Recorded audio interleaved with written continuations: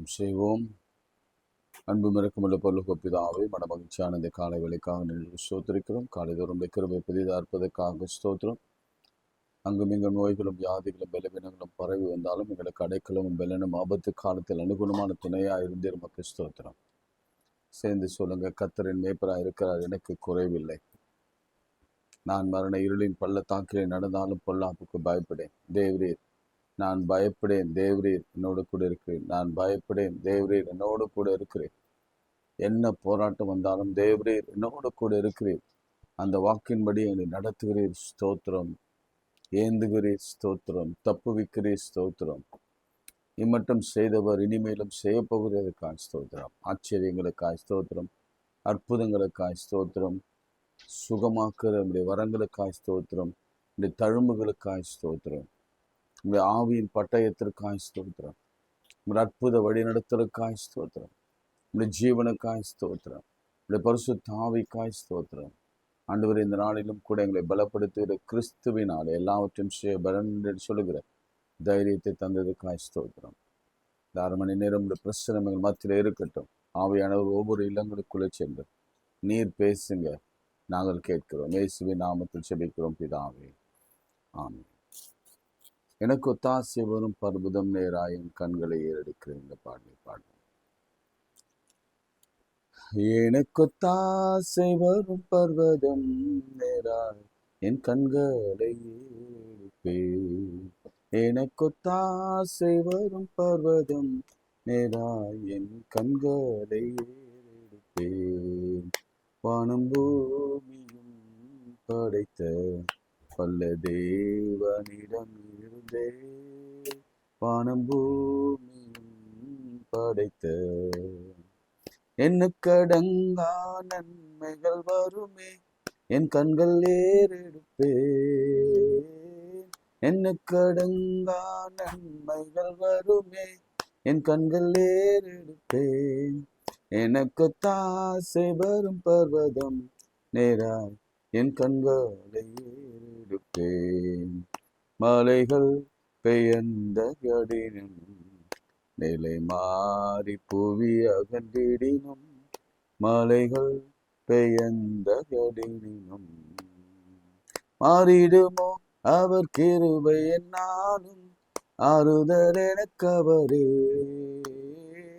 மாறிடுமோ அவர் கிருபை என்னாலும், ஆறுதல் எனக்கவரே. எனக்கு தாசை வரும் பர்வதம் நேராய் என் கண்களை ஏறெடுப்பேன். என் காலை தள்ளாடப்பட்டார், என்னை காக்கும் தேவன் உறங்கார். என் காலை தள்ளாடப்பட்டார், இஸ்ரவேலை காக்கும் நல் தேவன் ரப்பகல் உறங்காரே. இஸ்ரவேலை காக்கும் நம் தேவன் ரப்பகல் உறங்காரே. எனக்கு தாசை வரும் பர்வதம் நேராய் என் கண்களை ஏறெடுப்பேன். பல பக்கத்தின் நிழல் அவரே, பழுவாமல் காப்பவர் அவரே. பல பக்கத்தின் நிழல் அவரே, சூரியன் பகலில் சந்திரன் இரவில் சேதப்படுத்தாதே. சூரியன் பகலில் சந்திரன் இரவில் சேதப்படுத்தாதே. எனக்கு தாசை வரும் பர்வதம் நேராய் என் கண்களை ஏறெடுப்பேன். எனக்கு தாசை வரும் பர்வதம் நேராய் என் கண்களை ஏறெடுப்பேன். எத்தீங்கும் என்னை அணுகாமல் ஆத்துமாவை காக்கும் என் தேவன், எத்தீங்கும் என்னை அணுகாமல் ஒக்கையும் வரத்தையும் பத்திரமாக கப்பரை இதம் முதலாய். ஒக்கையும் வரத்தையும் பத்திரமாக கப்பரை இது முதலாய். எனக்கு தாசை வரும் பர்வதம் நேராய் என் கண்களை ஏறெடுப்பேன். எனக்கு தாசை வரும் பர்வதம் நேராய் என் கண்களை ஏறெடுப்பேன். கைகளை உயர்த்தி, எனக்கு ஒத்தாசை பெறும் பர்வதங்களுக்கு நேராக என் கண்களை ஏறெடுக்கிறேன். வானத்தையும் பூமியும் உண்டாக்கின கத்தரிடத்திலிருந்து ஒத்தாசை வரும். வாதை உன் கூடாரத்தை அணுகாது, பொல்லாப்பு உனக்கு நேரிடாது என்று சொன்னவரே, இப்பொழுது வாதைகளோடு வியாதிகளோடு கைகளை உயர்த்தி, ஆண்டவரே, இந்த பெயின் இருதயத்துல, சிறுநீரகத்துல, சைனஸ் இஷ்யூ, ஸ்பாண்டிலிட்டிஸ் இஷ்யூ, கை கால்களிலே முடக்குவாதங்கள், ஜீரண உறுப்புகளிலே பாதிப்புகள், சிறுநீரகத்திலும் கல்லீரலிலும் மண்ணீரலிலும் வைரஸ் கிருமிகளின் தொற்றுகள், ஆண்டவரே, கேன்சர் கிருமிகள், கட்டி, தேவையில்லாத எல்லா கட்டிகளும் இயேசுவின் நாமத்திலே, சரும வியாதிகளும் இயேசுவின் நாமத்திலே, டிபிகளும் இயேசுவின் நாமத்திலே, செஸ்ட் சம்பந்தமான, நுரையீரல் சம்பந்தமான எல்லா வியாதிகளும், கோவிட்னாலே உண்டான எல்லா பலவீனங்களும் இயேசுவின் நாமத்தினாலே, நீங்க சொன்னீங்க எல்லாம் அந்த வார்த்தையை சொல்லுங்க, என் நாமத்தினாலே நீங்க எதையும் கேட்கல, கேளுங்கள் அப்பொழுது உங்களுக்கு கொடுக்கப்படும் என்று சீடரிடத்துல சொன்னார். நம்மளுடைய பிள்ளைகளா இருக்கிறபடினாலே நம்ம தைரியத்தோடு கேட்போம். இயேசுவின் நாமத்தினாலே, நீங்க சொன்னீங்க, என் நாமத்தினாலே எதை கேட்டாலும் அதை தருவேன்னு சொன்னீங்க. வாழ்க்கையை கொடுங்க, குழந்தையை கொடுங்க, திருமணத்தை கொடுங்க. இயேசுவின் நாமத்திலே கடன் அடைக்கப்படட்டும். ஒரே ஒரு வார்த்தை தான், பெரிய வார்த்தையில, இயேசுவின் நாமத்திலே ஒரு பிஸ்னஸ், இயேசுவின் நாமத்தில் ஒரு பிஸ்னஸ் கைகூடி வரட்டும். இயேசுவின் நாமத்திலே கடன்கள் அடைக்கப்படட்டும். இயேசுவின் நாமத்திலே ஆபிரகாமை ஆசீர்வதித்தது போல கர்த்தர் எங்களையும் ஆசீர்வதித்து பெருக பண்ணுவீராக. ஆண்டவரே, நீர் நடத்துகிற கிருபைக்காய் ஸ்தோத்திரம். ஒரு ஆத்துமா கூட தரையில இன்று விழவே கூடாது. ஆவியானவர் இந்த வார்த்தையை சொல்லி ஜெபிக்க நினைவுபடுத்தினார். ஒரு மரணம் கூட, ஒரு ஆத்துமா கூட இந்த நாளிலே விழவே கூடாது. கர்த்தர் பார்த்து கொள்வீராக. இயேசுவின் நாமத்தில் ஜெபிக்கிறோம் பிதாவே, ஆமென்.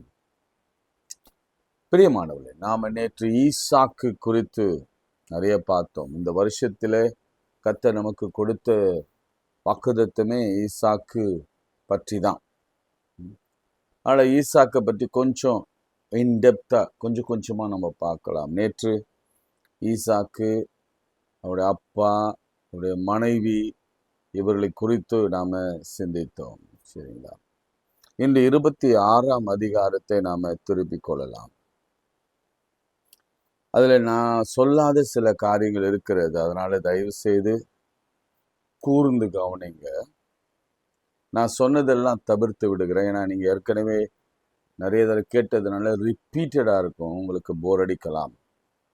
அதனால வேதத்தில் இருக்கிற ஒரு சிங்கிள் உறுப்புகள் கூட, சிங்கிள் கமா கூட, அது ஒரு பெரிய செய்தியை கொண்டு வரும் என்பதை மறந்து விடாதீங்க. ஆபிரகாமின் நாட்களில் உண்டான பஞ்சத்தை இல்லாமல் பின்னும் ஒரு பஞ்சம் தேசத்தில் உண்டாயிற்று.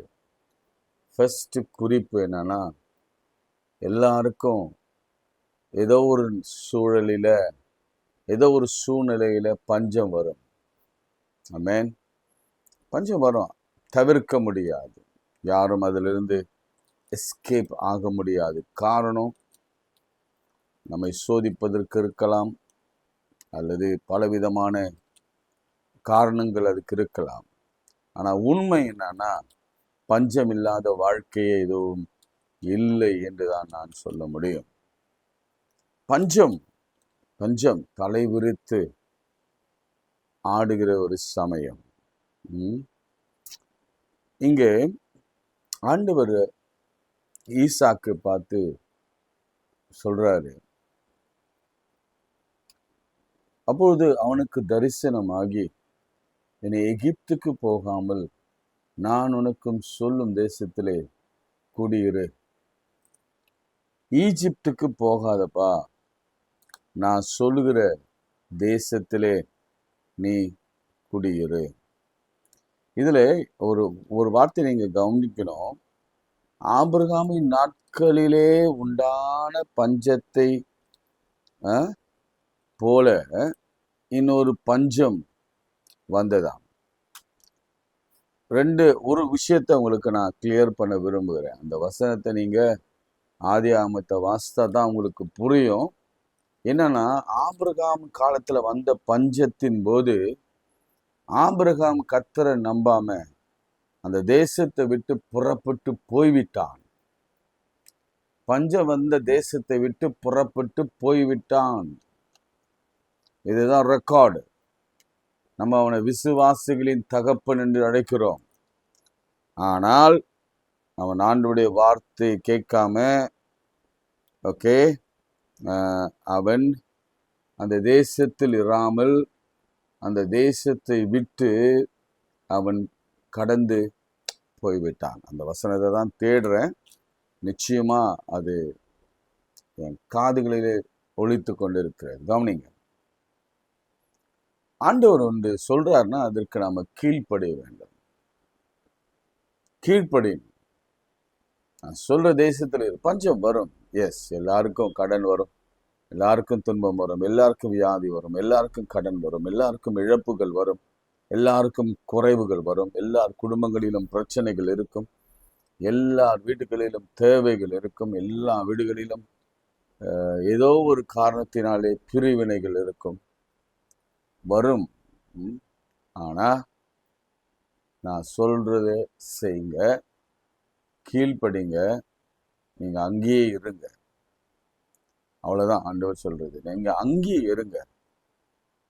இந்த பஞ்சத்திலிருந்து நான் உங்களை எப்படி காப்பாற்றுவேன், இந்த பிரச்சனையிலிருந்து எப்படி வெளியே கொண்டு வருவேன், இந்த வியாதியிலிருந்து எப்படி உன்னை விடுதலை ஆக்குவேன், கடன்ல இருந்து எப்படி வெளியே கொண்டு வருவேன் என்பதை நீ பார்க்கும்படியாக நீ அங்கே தங்கியிரு. ஆபிரகாமை காட்டில ஈசாக்கு ஆண்டவருக்கு கீழ்ப்படிதலில் விஞ்சி நிற்கிறார், உயர்ந்து நிற்கிறார். அதே போல அவர் அங்கேயே தங்கினார். அதனாலதான் நான் ஆணையிட்டு நிறைவேற்றுவேன். அந்த வசனம் உங்களுக்கு தெரியும், ஏற்கனவே நான் வாசித்திருக்கிறேன், ரிப்பீட் பண்ண வேணாம், நேரம் கருதி. ஆபிரகாம் சொல்லுக்கு அதுக்கப்புறம் பாருங்க, போனாங்க அபிமெலேக்கு. அடுத்து ஈசாக்கு, 12ஆம் வசனம். ஈசாக்கு அந்த தேசத்தில் விதை விதைத்தான். நான் அதை வேற பெர்ஸ்பெக்டிவ்ல சொல்லியிருக்கிறேன். இன்னைக்கு ஆவியானவர் இன்னொரு வேறு பெர்ஸ்பெக்டிவ்ல நம்மோட பேசுகிறார். அவன் கைகளிலே ஒண்ணுதான் இருந்தது. அது என்ன தெரியுங்களா? விதை மட்டும் இருந்தது, சீடு. இதை நான் எப்படி தலைப்பு வைக்கிறேன்னா, சீட் ஆஃப் ஃபெய்த். கொஞ்சம், லிட்டில் அமௌண்ட் ஆஃப் சீடு, கொஞ்சம் ஃபெய்த். அது கொஞ்சம் ஃபெய்த் இல்லை,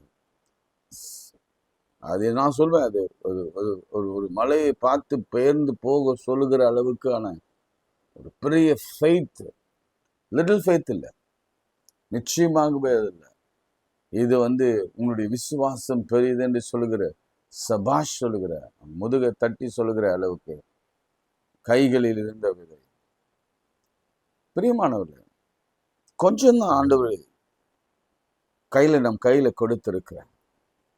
ஃபார் இன்ஸ்டன்ஸ், நீங்க கவனிங்க, எலியாவை காப்பாற்ற ஆண்டவர் செய்த காரியம் என்ன தெரியுமா? ஒரு விதவை, அவனுடைய மகன், அவங்கள காண்பித்தானே, அவங்க போப்பா அப்படின்னு சொன்னார். உங்களுக்கு அந்த நிகழ்ச்சி தெரியும்ன்றதுனால அவன் சொல்றான், எங்கிடத்துல கொஞ்சம் கையில மாவு, ஒரு கை மாவு, கொஞ்சம் எண்ணெய், அது உள்ளங்கைக்குள்ள அடங்குகிற கொஞ்சம் எண்ணெய், இதை சாப்பிட்டு நாளைக்கு சாக போறோம். பிரியமானவர்களே, ஆண்டவர் எவ்வளவு மிராக்கிள் செய்கிற கர்த்தர் என்பதை நீங்க புரிந்து கொள்ளுங்க. இன்னைக்கு ஒருவேளை நம்மிடத்துல இந்த கொஞ்சம் இருக்கும்னா, கொஞ்சம் பலன் இருக்கும்னா, கொஞ்சம் நமக்கு பொருளாதாரம் இருக்கும்னா, பணம் இருக்கும்னா, அல்லது கொஞ்சம் விசுவாசம் இருக்கும்னா, அது போதும். சொல்றாரு எலியா, நீ அதை முதல்ல கொஞ்சம் ஒரு சின்னதை கொண்டு வந்து எனக்கு கொடு. இதுதான் பக்தி, இதுதான் நம்பிக்கை, இதுதான் பிலீஃப். முதலாவது எனக்கு, ரைட்?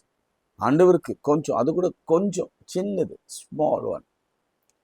பிரியமானவர், ஆண்டவரிடத்தில் அற்புதத்தை பெற்றுக்கொள்ளணும்னா முதலாவது ஆண்டவருக்கு அந்த 2 காசை கொண்டு வந்து போட்டதுதான் பெரிய ஃபெய்த். ஆனாலும் ஆண்டவருக்கு கொஞ்சமாவது இருக்கிறதுல கொஞ்சமாவது, அந்த காலத்துல உங்களுக்கு தெரியும், இந்த பிடி அரிசி காணிக்கை இன்னொன்று வைப்பாங்க கிராமத்துல. எங்க அம்மா அதை செய்து வந்தாங்க. நான் என் தங்கச்சிங்க எல்லாம் சேர்ந்து அந்த ஒரு கிளாஸ்ல, அதுக்குன்னு ஒரு கிளாஸ் இருக்கும். இந்த வீட்டில் ஒரு நல்ல பெட்டி இருக்கும், பாக்ஸ் இருக்கும். அதுக்குள்ளதான் ரைஸை போட்டு வைப்போம், அரிசியை போட்டு வைப்போம். அந்த ரைஸ் அதில் நாங்கள் எடுத்துட்டு கொண்டு போய் எவ்ரி சண்டே பிடி அரிசி காணிக்கை வைப்போம். கத்திரிக்காய் அதெல்லாம் சேமித்து என்ன செய்வாங்கன்னா, வருஷத்தின் முடிவில் ஏழைகளுக்கு அதை பகிர்ந்து கொடுப்பாங்க. அதில் என்ன தாற்பயம்னா, உன் உணவையும் தண்ணீரும் நான் ஆசீர்வதிப்பேன், உன் நோயை உன்னிலிருந்து விலக்குவேன் ஃபர்ஸ்ட். 2வது, முதலாவது எனக்கு நீ கொடு. இது இன்னும் சொல்றேன் பாருங்க, விலங்குங்கிற மாதிரி. 5000 பேருக்கு மேல இருந்தாங்க. என்னது செய்வது என்று அறியாது திகைத்தாங்க சீஷர்கள். அப்போ இயேசு கேட்கிறார், உங்களிடத்துல என்ன இருக்கு அப்படின்னு கேட்டார். அப்போ சீஷர்கள் சொல்றாங்க, அந்திரேயா, இங்க ஒரு சிறு பையன் இருக்கிறான், அவன் கைகளில் 5 அப்பம் 2 மீன்கள் உண்டு, அது ஏமாத்திரம் துணை ஜனங்களுக்கு பத்தாதே, 300 பணத்துக்கு வாங்கினாலும் போதாதே, கிடைக்காதே, வனாந்திரத்துல எப்படி? இதுதாங்க சிச்சுவேஷன். உணவில்லை, கொஞ்சம் எண்ணெய், கொஞ்சம் மாவு, அடுத்த வேலை சாக போகிற சூழல். கர்த்தர் எவ்வளவு அழகா மாற்றினார் தெரியுமா அந்த குடும்பத்தை? பஞ்ச காலம் முடிகிற வரைக்கும். அந்த வசனத்தை நீங்க கூர்ந்து கவனிச்சீங்கன்னா உங்களுக்கு தெரியும், அவனும் பிள்ளையும் அவருடைய வீட்டாரும். யார் யார் புரியுதா உங்களுக்கு? எலியாவும் அவளும் பிள்ளையும் கர்த்தர் கொடுத்த ஆசீர்வாதத்தை அப்படியே அந்த குடும்பத்து வீட்டாருக்கும் பக்கத்து வீட்டாருக்கும் கொடுத்து சாப்பிட்டு திருப்தியாய் வாழ்ந்தார். மறிக்க விடவில்லை. என் ஆண்டவர் விட்டு கொடுக்க மாட்டார். கொஞ்சம் சீடு தான் இருந்தது, ஈசாக்கு இடத்துல இருந்தது. இந்த சீடை பத்தி கூட அவனுக்கு என்ன தெரியும்னா எனக்கு தெரியாது, ஆனாலும் கைகளில் சீடு இருந்தது. அதே போல 5 அப்பம் 2 மீன் அவர் சொன்னார், என் கைகளில் கொண்டு வாங்க அப்படின்னாரு. ஆண்டவர் கைகளிலே கொண்டு வந்த பொழுது என்ன மிராக்கிள் தெரியுங்களா? அது அவர் பிட்டு ஆசீர்வதித்து கொடுக்கிறார். மலத்துக்கு நேரா தூக்கிட்டு அப்படியே போறாங்க, மல்டிபிள் ஆயிட்டே இருக்கு.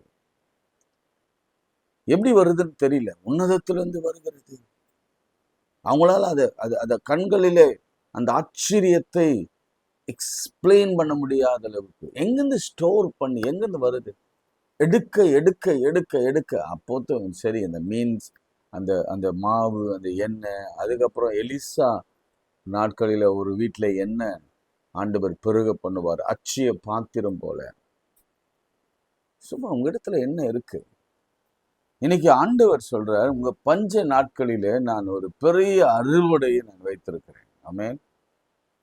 இன்னைக்கு புதிதாக கேட்கிற உங்களுக்கு கர்த்தர் சொல்லுகிற வார்த்தை இதுதான். இது வரைக்கும் கேட்டவங்களுக்கு இது புரியும். ஆண்டவர் ஒரு பெரிய அற்புதத்தை வைத்திருக்கிறார். எப்படி வரும் தெரியாது, ஒரு நல்ல செய்தி வரும். நீங்க எப்போதோ போட்ட ஒரு விதை ஆகாரத்தை நீங்க எங்கேயோ விதைச்சிங்க, எங்கேயோ போட்டீங்க, அது அதனுடைய பலன் இன்றைக்கு வருகிறது. 5000 பேருக்கு மேலே சாப்பிட்டார்கள், புருஷர்கள் மாத்திரம். அப்போ 10,000 15,000 பேர் அளவுக்கு ஒரு 5 அப்பம் 2 மீனை அவரால் மாற்ற முடியும்னா, அதுல லெஃப்ட் ஓவர் பாருங்க, 12 கூடைகளை நிரப்பி எடுத்தார்கள். இனிமேல் வருகிற வாழ்க்கையெல்லாம் மீதம் எடுக்கிற வாழ்க்கையாக தான் இருக்கும். சரி, அதற்கு ரொம்ப அவசியமா இருந்தது ஈசாக்கின் விசுவாசம், நம்பிக்கை. அந்த நம்பிக்கை எப்படின்னா, நேற்றே நான் அதை சொல்ல நேரம் இல்லை, ஈசாக்கை தான் அப்பா கொண்டு போறார், அது வரைக்கும் வாய் பேசவே இல்லை. மலை அடிவாரம், மோரியா மலை அடிவாரத்துல வந்து நிற்ற விட்ட பிறகு தான் வேலைக்காரர்களை அமர்த்தி விட்டு அதே அந்த அந்த அந்த செமைய, அந்த உடன் ஸ்டிக்ஸை, அந்த கட்டுகளை, விறகுகளை கொண்டு அவன் தலைமையில வைத்து கொண்டு போகிறார். அப்பயும் எதுவும் பேசவே இல்லை. ஆனா ஈசாக்குக்கு தெரியும் பலி செலுத்த போறாங்கன்னு தெரியும், யாரை பலி செலுத்த போறாங்கன்னு என்பது தெரியாது. கட்டையில அடுக்கிற வரைக்கும் அவன் அமைதியாகவே இருந்தான். எவ்வளவு ஒரு நல்ல குணம். அவன் கேட்டான், அப்பா அப்பா ஆடு எங்க? அதுக்கு முன்னாடி தான் கேட்டான். இப்ப கர்த்தர் பார்த்து கொள்வார். அதுக்கப்புறம் அவன் புரிஞ்சு கொண்டான், நான் தான் அந்த ஆடு. பரவாயில்ல, கர்த்தருக்காக ஜீவனையும் கொடுக்க நான் தயாரா இருக்கிறேன்.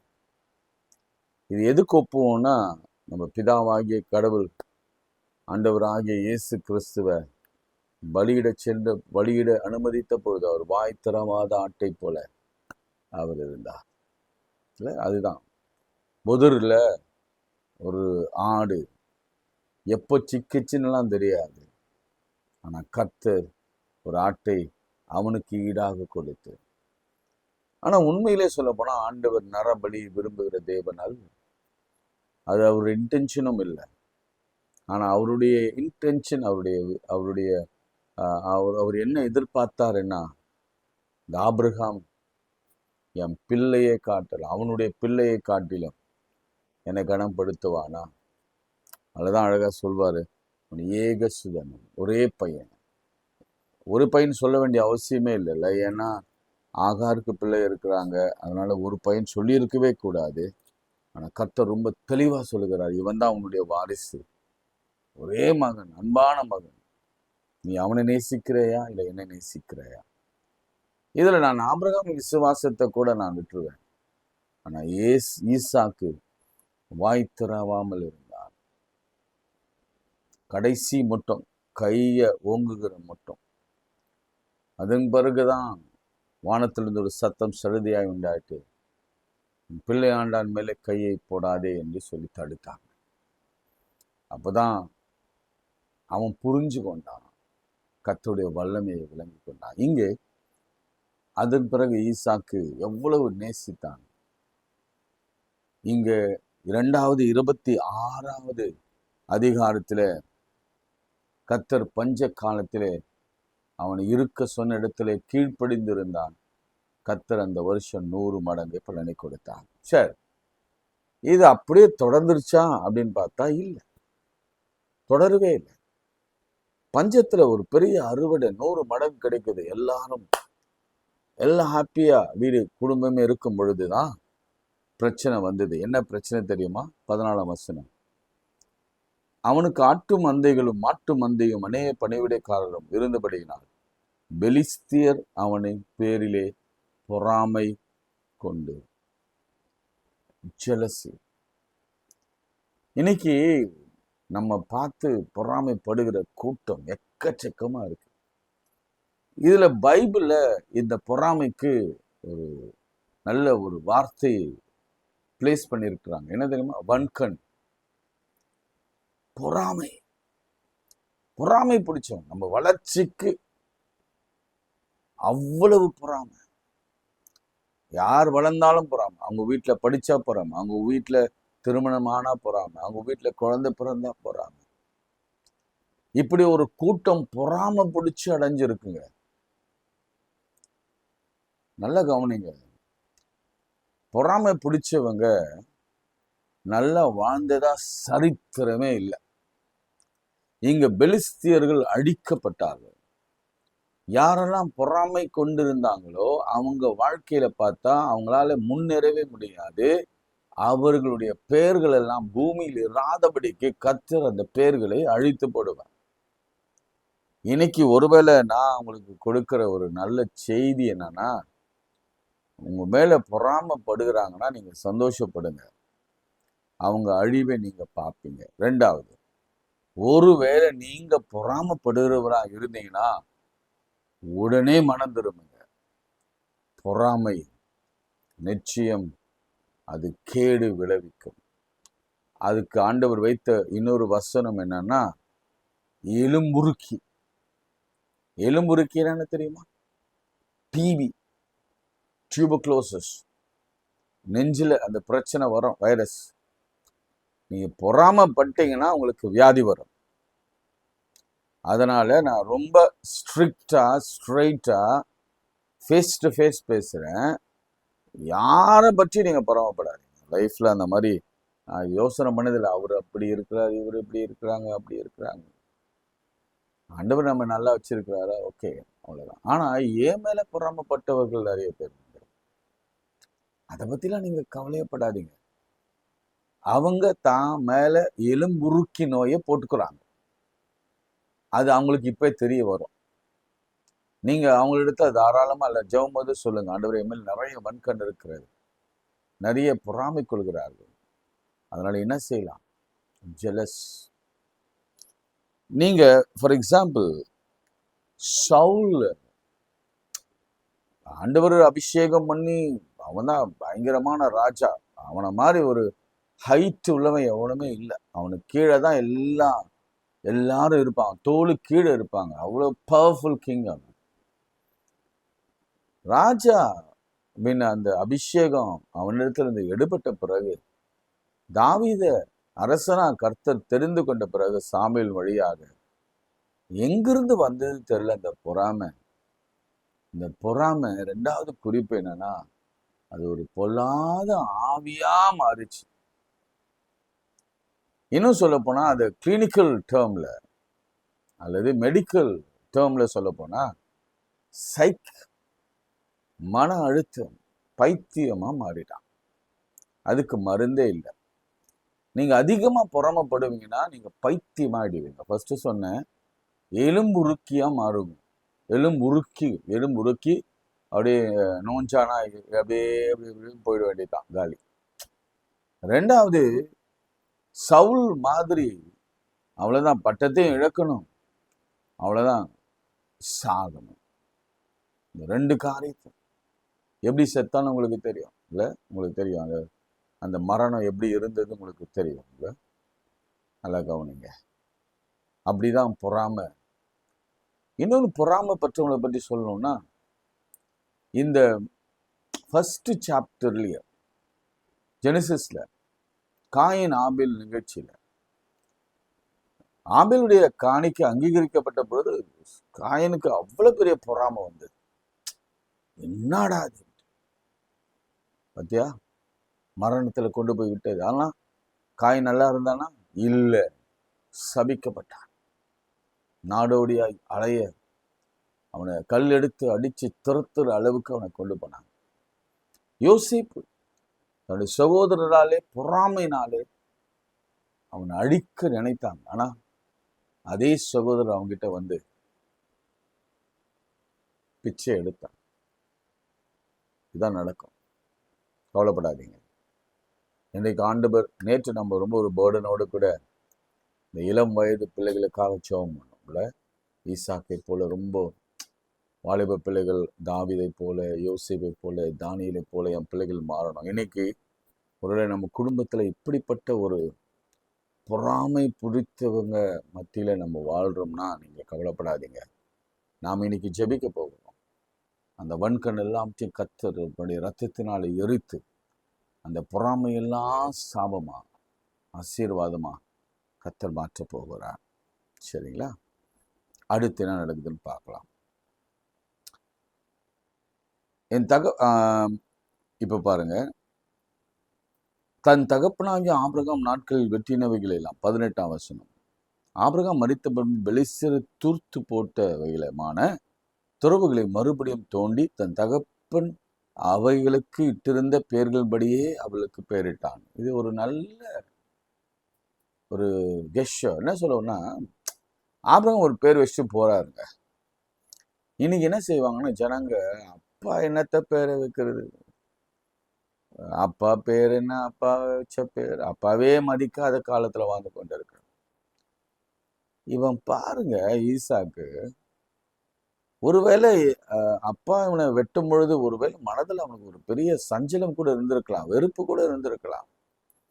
ஆனா இங்க நான் நினைக்கிறேன், உண்மையாகவே இந்த கமெண்ட்ரி நான் வாசிக்கும் பொழுது ஈசாக்குக்கு அப்படி ஒரு அப்பா மேல ஒரு ஒரு வெறுப்பே தோன்றவில்லை. ஏன்னா இது கர்த்தருடைய திட்டம் நல்லாவே புரிஞ்சுட்டாரு. ஏன்னா அவர் ரொம்ப பக்தியானவன். அதனால அப்பா என்ன பேர் வச்சாரோ, ஒருவேளை பிடிக்கலன்னா அப்பா வச்ச பேரை அவன் வச்சிருக்க மாட்டான். இன்னைக்கு நான் சொல்றேன், நம்ம வாலிப பிள்ளைகளுக்கு சொல்றேன், திரும்பவும் சொல்றேன், ப்ராஸ்பெரிட்டி ஓகே, உங்களுக்கு கையில் இருக்கிறத ஆண்டவர் பெருக்கி கொடுப்பார். ரெண்டாவது, உங்களுக்கு விரோதமா இருக்கிற பொறாமைக்காரங்களை அழிப்பார். மூணாவது, உங்க அப்பா அம்மா பேரை நீங்க நிலை நிறுத்தணும். ஆமென். இங்க பாக்குறவங்க எல்லா வயதுக்காரங்களும், நீங்க 60-70 வயது கூட இருக்குங்க, ஆனா உங்க அப்பா பேரை நிலை நிற்கும். ஓ, அவருடைய பிள்ளையா? நல்ல பிள்ளைங்க அவரு, அவர் நல்லவருங்க. அவரு ஆலயத்திற்காக முழங்கால் நிற்பாரு, உபவாசிப்பாரு, பிள்ளைகளை வளர்ப்பதில் எட்ட கஷ்டம் இருக்குதே. அப்பா பேரை நிலை நிற்க பண்ணணும். அப்பாவுக்காக உயிரோடு இருக்கிற போதே அவரை நல்லா பார்த்துக்கணும். நல்லா கவனிங்க, உயிரோடு இருக்கிற பொழுதே அவருக்கு ஒரு சந்தோஷம் உண்டாகும்படி அப்ப உங்க பேர்ல நான் ஒன்று ஆரம்பிச்சிருக்கிறேன். அப்ப நீங்க வச்ச பேரை நான் திரும்ப புதுப்பிச்சு காண்பித்திருக்கிறேன். ஆமென். அப்படி ஒரு பேர் எடுக்கணும், அப்பா சந்தோஷப்படுகிற மாதிரி. இன்னைக்கு ஒருவேளை நீங்க அப்பா மேல அம்மா மேல வெறுப்புல இருப்பீங்கன்னா, கோபத்துல இருப்பீங்கன்னா, கீழ்ப்படியாம இருப்பீங்கன்னா, வாழ்நாளெல்லாம் நீடித்திருப்பதற்காக நீங்க என்ன செய்யணும்னா, உன் தகப்பனையும் உன் தாயையும் கனம் பண்ணணும். இதுதான் முதன்மையான ஒரு கட்டளை. நீங்க அவங்கள ஒதுக்கிட்டு அவங்க இறந்த பிறகு கல்லறையில பெருசா பெரிய மௌனமெண்ட் பாரு, ஒரு 10 லட்சம் 20 லட்சம் மார்பிள், அது பெரிய கிராஸ், ஏஞ்சல் வச்சு புரோஜனமே இல்லை. உயிரோடு இருக்கும்போது ஒரு கிளாஸ் தண்ணி கொடுக்காதுவேன். நீங்க என்னதான் பெரிய மௌனமெண்ட் கட்டினாலும் அது புரோஜனம் இல்லை. எனக்கு ரொம்ப பிடிச்ச விஷயம் இது. தகப்பன் அவைகளுக்கு இட்டிருந்த பெயர்களின்படியே அவைகளுக்கு பேரிட்டானாம். ரொம்ப அழகா சொல்லப்பட்டிருக்கு. ஈசாக்குடைய வேலைக்காரர்கள் பள்ளத்தாக்கிலே வெட்டி அங்கே சுரக்கும் நீரூட்டை கண்டார்கள்.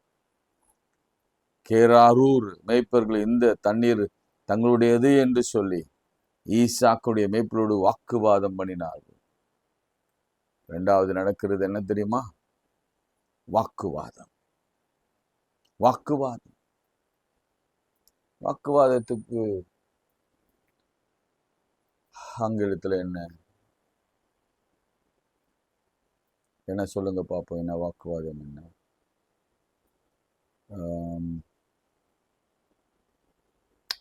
பொறாமப்பட்டாங்க. சரி, ஆர்கியூ பண்ணாங்க. S, argument. ஆர்கியூ பண்றாங்க. எங்களுதுதான் பிரியமானவர்கள், இன்னைக்கு ஒருவேளை உங்களுக்கு விரோதமாய் பலவிதமான ஆர்கியூமெண்ட், நீங்க செய்யாத குற்றத்தை, நீங்க நடப்பித்திராத காரியங்களை செய்து உங்களை ஆர்கியூ பண்ணி இந்த மாதிரி ரொம்ப ஆர்கியூ பண்றவன் மூடன் என்று பைபிள் சொல்கிறது. அதனால ஆர்கியூமெண்ட்ல நீங்க தலையிடாதீங்க. இங்க ரொம்ப அழகா ஈசாக்கு செய்தார். Okay, no problem. கேராகு ஆர்கியூ பண்ண வேறொரு விட்டுருப்பா வேறொரு துறவு வெற்றினார்கள், வாக்குவாதம் பண்ணினார். ஆகியால் அதற்கு சித்தனா என்று இது ஒவ்வொன்று எழுதி வைங்க. ஒவ்வொரு பேருக்கு அர்த்தம் இருக்கு.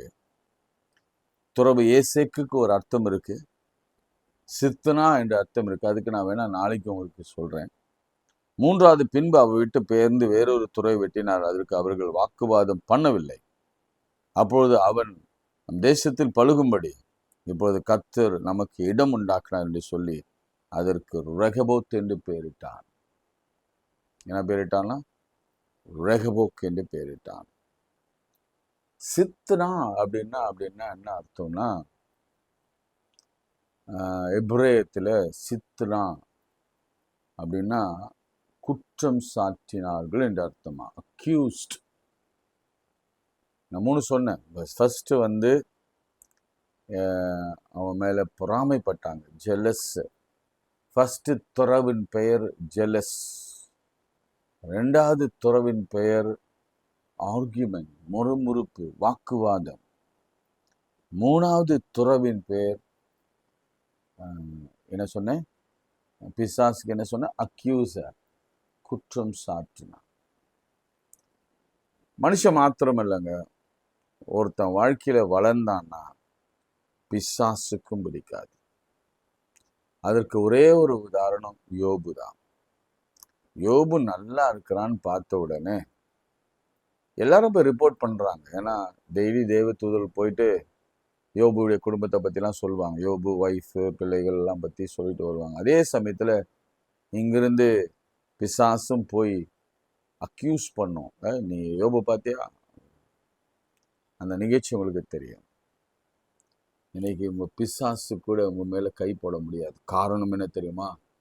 நாம ஈசாக்கை பார்த்து கொண்டிருக்கிறோம். ஈசாக்கிலே இயேசுவை பார்த்து கொண்டிருக்கிறோம்.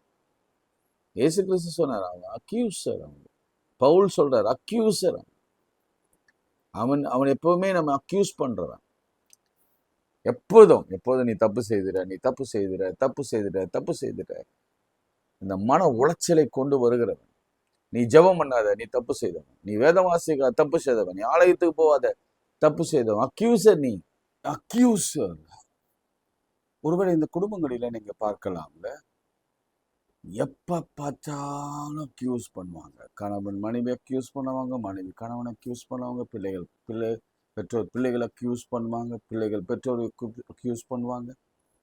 அக்யூசர்ஸ். தப்பு செய்துட்ட, தவறு செய்துட்ட என்று சொல்லி சொல்லி சொல்லி சொல்லி காண்பித்து குடும்பம் உடைந்து சிதைந்து போயிருக்கிறது. சித்ரா அப்படின்னா அதுக்கு அர்த்தம் அக்யூசர் என்று அர்த்தமா?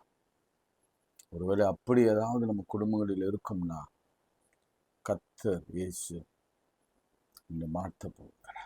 ஆமே. நிச்சயமாக ஒரு பெரிய விடுதலை கர்த்தர் கொண்டு வர போகிறார். ஏனென்றால் சிலுவையில அந்த சாத்தானின் தலையை, அக்யூசரை, ஒருவேளை அந்த அக்யூஸ் பண்ணுகிற அந்த எண்ணங்களை தூண்டுகிற அந்த குடும்பத்தில் இருக்கிற ஒவ்வொருவர்களையும் மாற்றவும், சாத்தானை அழிக்கவும் அவர் இறங்கி வருகிறார். ஆமென். அதுக்காக ஜெபம் பண்ணுங்க. என் வாழ்க்கையில் அக்யூசர் இருக்கக்கூடாது. என் குடும்பங்களில் அக்யூசர், என் கணவனை அக்யூஸ் பண்ணக்கூடாது, என் பிள்ளைகளை அக்யூஸ் பண்ணக்கூடாது. யாரும் கை நீட்டி பேசி விடவே கூடாது. அடுத்து பாருங்க. பின்பு அவ்விடத்து பெயர்ந்து போய் வேறு துறை வெட்டினார்கள். அதை குறித்து அவர்கள் வாக்குவாதம் பண்ணவில்லை. ஆமென். அப்போது அவன் நாம் தேசத்தில் பழுகும்படி, கவனிங்க, கர்த்தருடைய சித்தத்தின்படி ஆண்டவர் பழுகும்படியாய் இந்த பஞ்சம் வந்தது, நாம் பழுகும்படியா. இந்த வாக்குவாதம் வந்தது, நாம் பழுகும்படியா. இந்த அக்யூசிங், அது தமிழ்ல சரியான வார்த்தை, நல்ல வார்த்தை தமிழ்ல, எப்ப பார்த்தாலும் குறை சொல்லுகிறது, குற்றம் சாட்டுகிறவன். Hallelujah. Thank you lord, thank you father. குற்றம் சாட்டுகிறவனா? இந்த 3 பாயிண்ட்ஸ் ஞாபகம் வச்சுக்கணும். அதுக்காக தான் நம்ம ஜெபம் பண்ண போறோம் இன்றைக்கு. அக்யூஸ் பண்றவன் இருக்கக்கூடாது, குற்றம் சாட்டுறவன் இருக்கக்கூடாது. யாரா இருந்தாலும் சரி, அது வீட்டில், அது பிசாசாக இருக்கலாம். வாக்குவாதம் பண்றவன் இருக்கக்கூடாது, வாக்குவாதமே இருக்கக்கூடாது. அதே போல பொறாமைப்பட்டவங்க நம்ம பாளையத்தில் இருக்கவே கூடாது. அப்புறம் பழுகும்படி இப்போது கர்த்தர் நமக்கு இடம் உண்டாக்கினார். ஆமென் சொல்லுங்க என்று சொல்லி அந்த இடத்திற்கு ரெகபோத் என்று பெயரிட்டான். அல்லேலூயா. ரெகபோத் என்று பெயரிட்டான். இடம் உண்டாக்கினார். குழந்தை பிறக்க இடம் உண்டாக்கினார், திருமணம் நடத்த இடம் உண்டாக்கினார், வேலை கிடைக்க இடம் உண்டாக்கினார், பதவி உயர்வு கிடைக்க இடம் உண்டாக்கினார். உங்களுக்கு இல்லாத வாழ்க்கையில இருக்கிறதை கொடுத்து, ஆண்டவர் இடம் உண்டாக்குற கர்த்தர். நீங்க இழந்த இடத்தை திரும்ப கர்த்தர் கொடுத்து, அதே இடத்துல உங்களை அமர வைத்து, அதை விட மேலான உயர்வை கொடுத்து உங்களை ஆசீர்வதித்து, எந்த இடத்துல நீங்க விட்டீங்களோ அதே இடத்தை கர்த்தர் பிடிக்கும்படியாய் அவர் செய்வார். ஆமென் சொல்லுங்க. அவர் இடம் உண்டாக்குவார். He will provide a place for us. Provide பண்ணுவாருங்க. நிச்சயம் பார்த்து கொள்வார். மாத்திரமல்ல நம்மளை பெருக பண்ணுவார். ஜெபம் செய்வோம். அன்புள்ள ஆண்டவரே, இந்த வேலைக்காக நன்றியோடு ஸ்தோத்திரிக்கிறோம். எங்களை சுற்றிலும் இருக்கிற அந்த பொறாமைக்காரர்கள், குற்றம் சாட்டுகிறவர்கள், எங்களை சுற்றிலும் இருக்கிற வாக்குவாதம் பண்ணுகிறவர்கள், இவர்களிலிருந்து நாங்கள் விடுதலையாக்கப்படவும், இவர்களிலிருந்து நாங்கள் காப்பாற்றப்படவும் நீர் சிலுவையில் அந்த சாத்தானின் தலையை நசுக்கி போட்டு ஸ்தோத்திரம். இன்று நாங்கள் பழுகும்படியும் நாங்கள் பெருகும்படியும் கர்த்தர் அனுக்கிரகம் பண்ணும். ஆண்டவரே, இந்த காலை ஜெபத்தை ஆசீர்வதியும். இந்த குடும்ப ஜெபத்தில் என்னோடு கூட அநேக குடும்பமாக கலந்து கொள்ள இந்த பாரத்தை அவர்களும் சுமக்க கர்த்தர் உதவி செய்யும். இந்த பாரம் அநேகருக்கு சுவிசேஷம் அறிவிக்கப்பட வேண்டும் என்ற பாரம். இந்த பாரம் அழிந்து போகிற ஆத்துமாக்கள் ஆண்டவர் பக்கம் வரணும். வேதத்தை அறிந்து கொள்ள வேண்டும். அதிகாலை ஜெபம் ஜெபிக்க வேண்டும். வேதத்துல தெளிவாக இருக்க வேண்டும். பிசாசு இந்த டிசெப்ஷன் ஆவியை கொண்டு வந்து சந்தேகத்தை கொண்டு வரவே கூடாது. அதனால இந்த குடும்ப ஊழியத்தை நாங்கள் இணைந்து உலகமெங்கும் எடுத்து செல்ல உதவி செய்யும். உதவும் கரங்களை ஏற்படுத்தும். இயேசுவின் நாமத்தில் ஜெபிக்கிறோம் நல்ல பிதாவே, ஆமென். நமது ஆண்டவராகிய இயேசு கிறிஸ்துவின் கிருபை, பிதாவாகி தேவனுடைய அன்பு, பரிசுத்தாவின் ஐக்கியம் நம் அனைவரோடும் இன்னும் என்றும் சதாக்கள் நிலைத்திருப்பதாக. ஆமென். God bless you.